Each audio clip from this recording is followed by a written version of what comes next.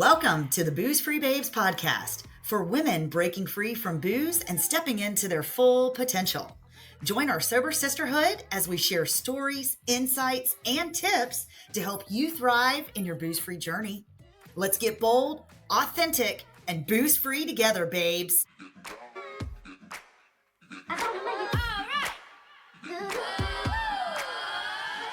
Good morning, Babes Universe. This morning we have Colleen Clifford joining us, and I am so excited to have her on the podcast today. So let me tell you guys a little bit about Colleen. First of all, it's my pleasure to introduce her. Colleen has lived an interesting life as a commercial fisherwoman, and she's now a health and alcohol-free coach. Her soon-to-be book, Beyond Binge, so excited for that. Speaks on the dangers of this type of drinking and why we may want to get curious on how you drink, as it could potentially save your life. I know it sure did for me. So Colleen believes that it is never too late to change.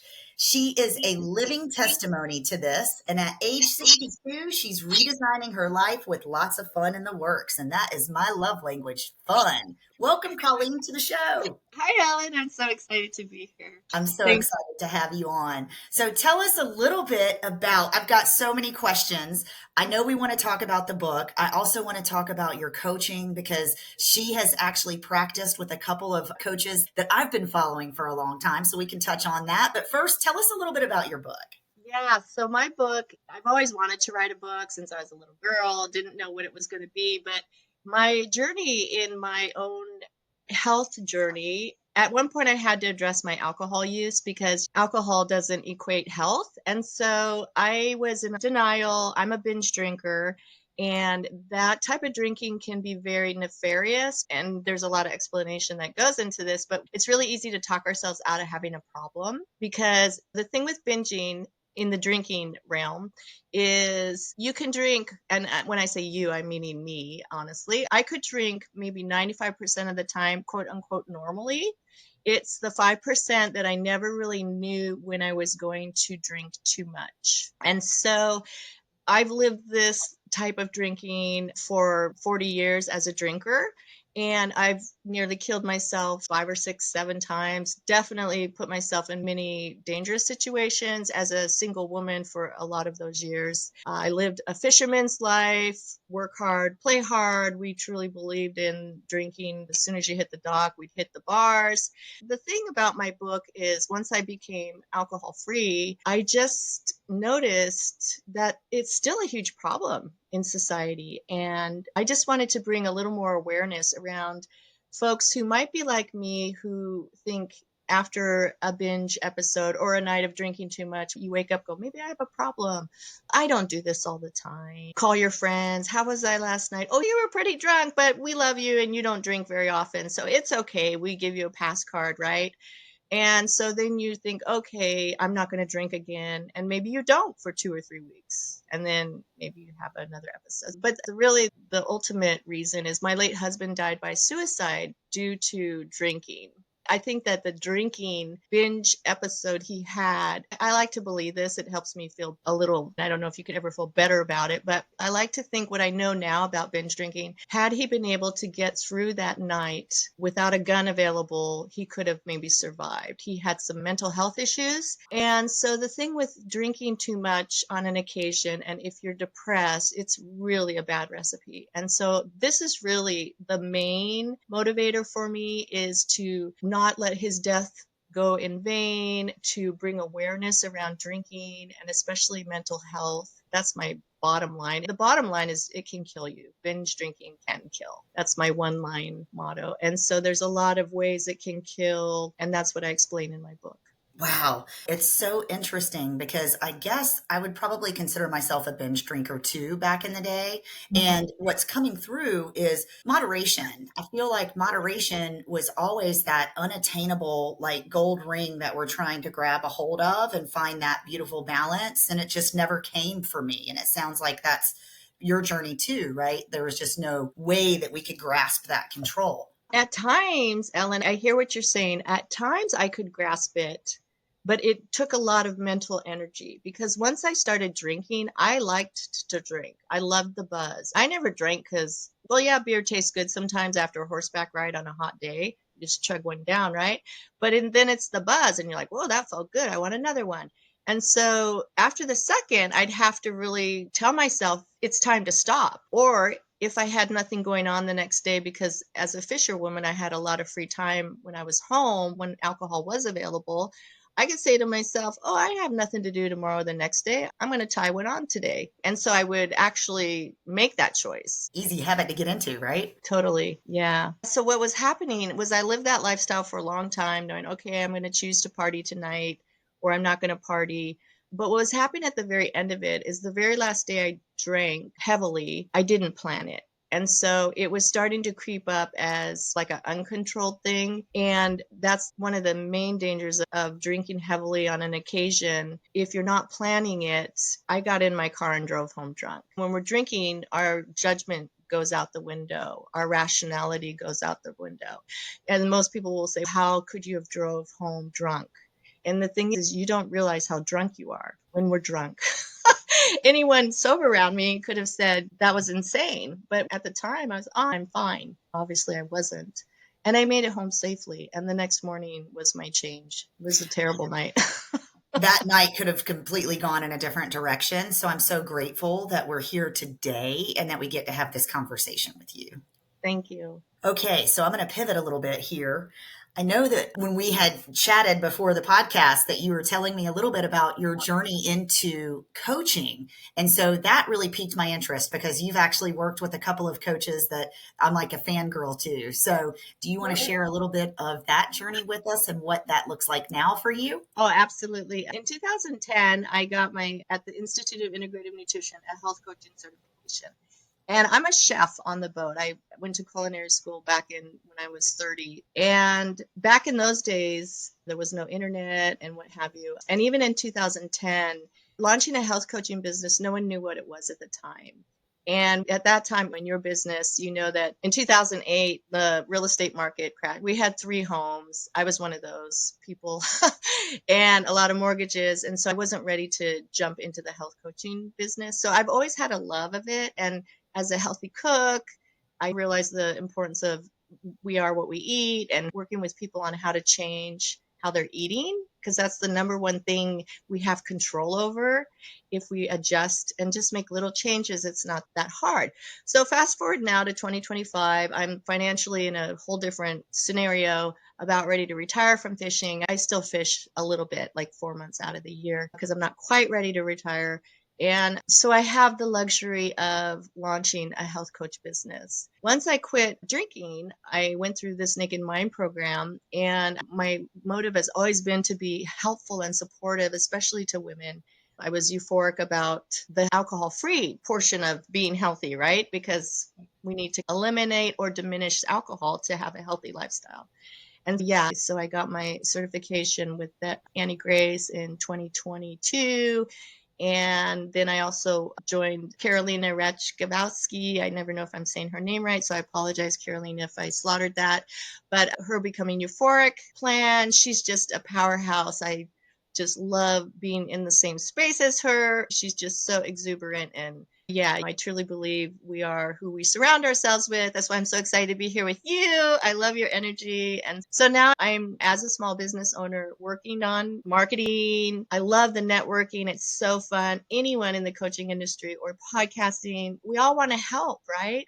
So it's just people you want to be near or talk to. And half of what I do is loving the networking. So yeah, now, I'm always looking for clients. So this is a great opportunity for us to drop your website. So if you're interested in working with Colleen or learning more about her different coaching programs that she has, check out purepotential.health. That's purepotential.health. And tell us a little bit about what we'll see on that website, because I just love your profile picture. I want to hear more about that. Yeah, I don't know. Of course, I look at my website and pick it apart. Oh, I need to change this. I need to change that. So I really appreciate your feedback, Ellen. Yeah, it's just a little bit about me. The best way I teach cooking classes, which I actually don't get a whole lot of interest in that, which is kind of sad for me because we have so much fun when I have had those cooking classes, and they're really affordable. And honestly, I don't make a dime on those, but I just love to teach cooking and just help people get started in their own kitchen cooking for themselves. It's just a passion of mine. But you can see a little bit, I don't really talk a whole lot about my fishing. I do have my blog, which I love to write. And so I'm planning to write more about my fishing career and how my health kind of has all combined to be where I am today. A lot of people love to hear about my fishing stories, and I never get tired of talking about them. So that's funny. But yeah, so the best way is to just hit me up for a coffee chat. No pressure. I love to connect with people and hear where they are in their journey. And we're not going to do anything till we're ready. And so the pressure doesn't help. Same for me. When I connect with someone and they're, I don't want to say selling something, but offering something, when I'm ready, I'll pay. It doesn't matter what it costs. When I'm not, I'm like, I'm going to think about it. So that's the kind of attitude I have. But I just love to meet people too. Don't be afraid to connect. That would be my suggestion. Oh, I love it. Okay, so if you're listening, the profile picture that I was referencing is actually you on that awesome looking freaking motorcycle. Is that your? Oh, it's not, but I had a motorcycle. But yeah, so when my late husband died, I was 49. And so it was like, okay, bucket list, because he died suddenly. And when those things happen, it turns your life upside down. And I'm like, oh, I got to live for today. On my bucket list, it was learn to ride a motorcycle. And the main ones was learn to scuba dive. So I did both of those things the year after he passed. And so at this point, I rent motorcycles and I just wanted to try to look like a badass chick.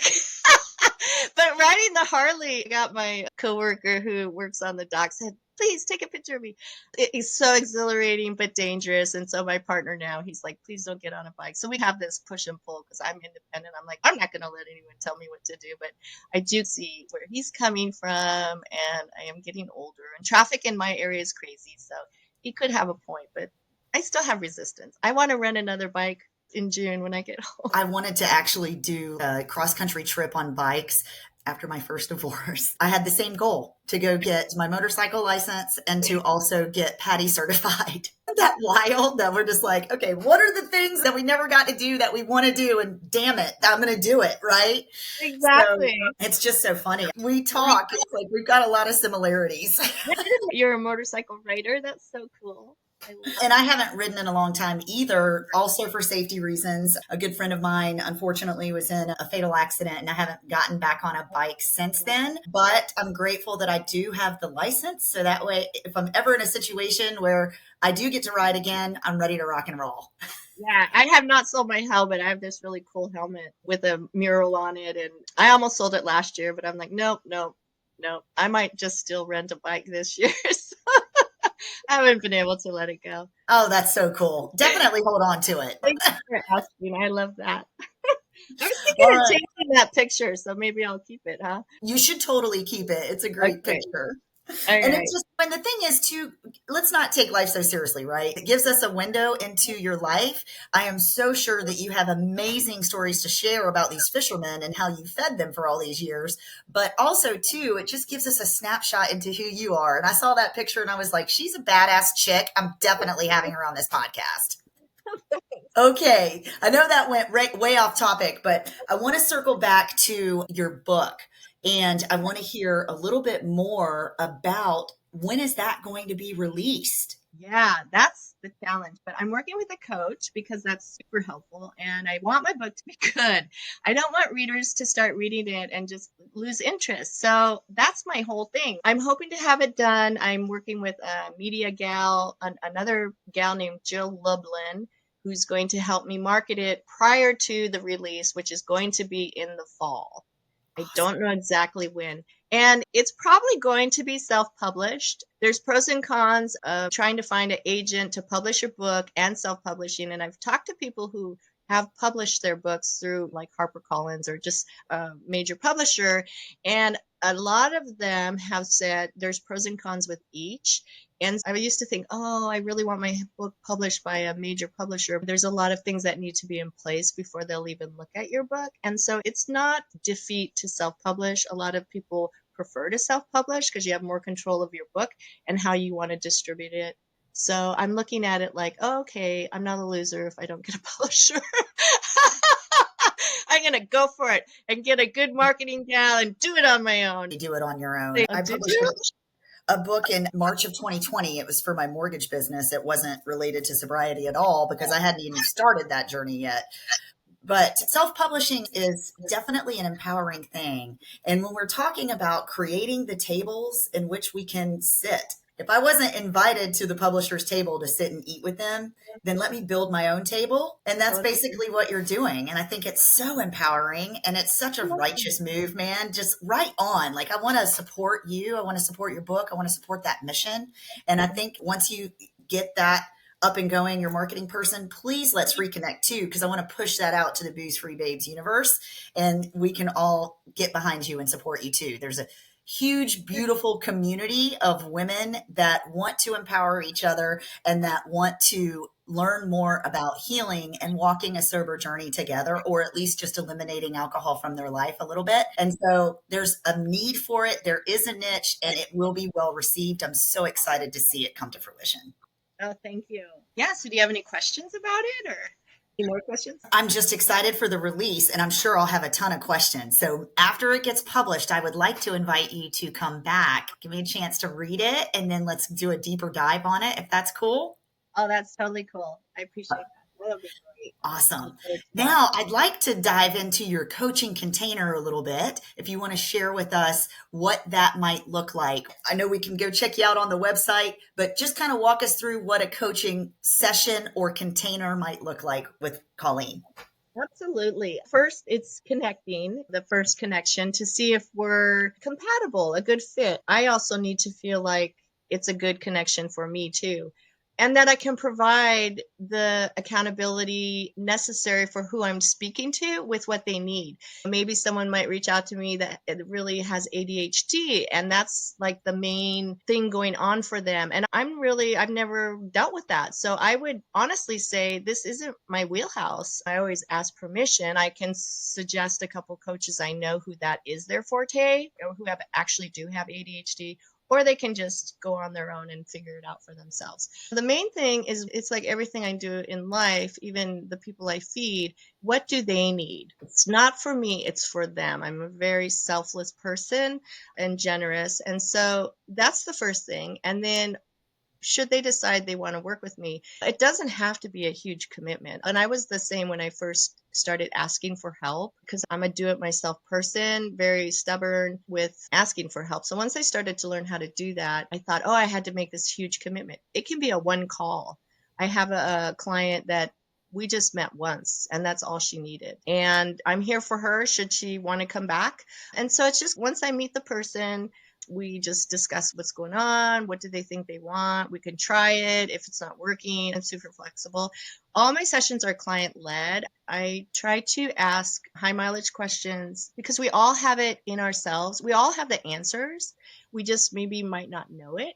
And so I try to help my clients pull out from themselves their own solutions, because it's so much more empowering and it's so much more exciting when you figure it out for yourself. And so a coach's role isn't the way I like to run it. It's not for me to tell you what you need or want. I really don't. And if someone's stuck, I always ask permission. Can I give you a suggestion? Because I'm hearing this. And so it's always permission asked. And then my role really, why would you hire a coach? Accountability. We get stuff done when we've said it out loud to someone. And the next time we meet, especially a lot of us doers, if we didn't check it off our list, we're going to be a little embarrassed to connect again. So it really does motivate us to do what we say we're going to do. And that's where the progress happens. And that's why you hire a coach. Right. I love that you've opened it up to just one session too, because a lot of times people just want to bounce that idea off of somebody that's not in their inner circle, because what are we seeking? We need to seek solutions outside, potentially. Obviously, everything's inside of us that we need, but we need to just get some feedback sometimes outside of our inner circle. And I think that was really important in my own journey when I hired a coach that's then led to sobriety for me. So I had a similar journey, right? I reached out to a coach and we started working together. And then through that journey, I realized that alcohol was no longer serving me. And that I feel like at that point, I'd done enough inner work to where I could remove alcohol. I realized that it was no longer needed. And so I love that you're making that accessible, right? Because people can't arrive at that decision on their own, right? We just might need a little bit of feedback or some of that MI, right? Bouncing back and forth, just letting us arrive at that decision on our own. So it's really Exactly. beautiful. Oh, thank you. Yeah, we all have our own lives, and it's not for us to judge others. Maybe someone wants to continue drinking. They're not ready to, or they don't want to give it up, and that's great if it works for them. None of it's a problem until it's a problem, like drinking or eating. And if you choose to eat ice cream, cool. If you're trying to give up ice cream and you eat ice cream and it makes a conflict for you, then that's a problem. But it's the same with alcohol. If it's not a problem, then don't worry about it. I love it because that's so true. If it's working for you, awesome. Then keep doing it. It just didn't work for me. My partner still drinks, and we have alcohol in the house. The beautiful thing about the type of rethinking we do of changing our mindset is that I don't want to drink. It's not that I can't. I don't want to. It's not get every drop of booze out of the house because I'm tempted, not even tempted in the slightest. So it's really a beautiful place to be, free from all that worry. And I want to circle back to something we said earlier, because when we talk about moderation and the noise, for me, this was my journey. It's like when we're having the continual conversation over and over again, is tonight going to be a good night for me to drink? Or what do I have to do tomorrow? Can I allow myself to drink tonight? Or all of those questions that just take up so much space in our minds, right? And so for me, this is just my journey, when I removed the substance, in this case, it was alcohol, when I removed that, then it was like all that noise that took up all that space and created so much internal anxiety, it disappeared like that. And so I share that because if anybody's listening to this and they want to experience a similar freedom, the freedom from the noise comes from abstinence. And then I think for me, I'll share my journey. Once I experienced that freedom, it tasted so freaking great. I wanted to keep it going. And a part of my journey I don't really share often is that my husband also still drinks, moderation. And so sometimes we have alcohol in the house, mostly not. But it's also like, it's my choice whether I want to drink or not, right? I don't want to drink and it doesn't bother me to be around it because that's your choice. And I respect that you're choosing for you the healing modality that works best for you. And if right now in this moment, if that's alcohol for you, then you're walking your journey and you'll figure that out, right? Who am I to steer you off of that path? You've got to figure this out for yourself. And so let me love you along that journey and let you know that I'll be here. That's how I've got to look at it for my own life and my own sanity. Would you kind of agree? Yeah, you said that beautifully, Ellen. Thank you. It's a journey, right? I feel like every day we learn something new about ourselves, or at least that's what I'm experiencing. And it's been beautiful. And one thing that really stood out to me in your bio is that you are also on this path to have fun. And in the Babes community, we talk about intentional fun. Because when we're following our fun and we're following our passion, we're in alignment.